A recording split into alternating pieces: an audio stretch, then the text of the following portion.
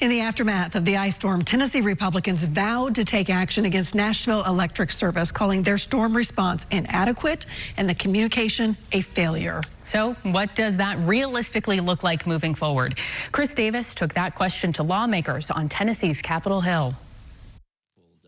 I think the executive director of NES needs to go. It's been a few weeks since the ice from the winter storm melted. There wasn't a proper response to that. But the heat from Tennessee Republicans about how NES handled the disaster certainly hasn't cooled down.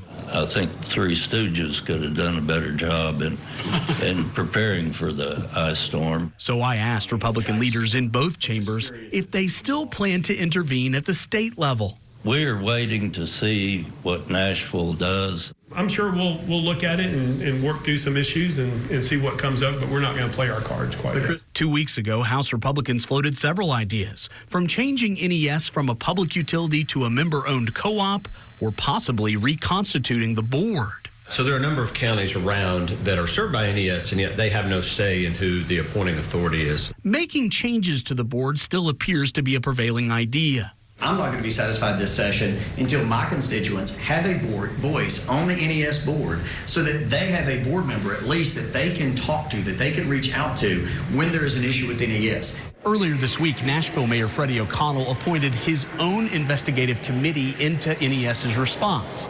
Included on the committee, former House Republican Speaker Beth Harwell. Will you allow them time to be able to do their work, especially with former House Speaker Beth Harwell being a part of that process? We appreciate him putting the board together, but we're not dictated by their timeline. They're not dictated by our timeline. We're two totally independent bodies. They can do what they deem to be necessary, and we'll do what we deem necessary over the coming weeks. That could be problematic, considering the mayor is requesting a final report from his committee by August. We want to see something happen before we adjourn.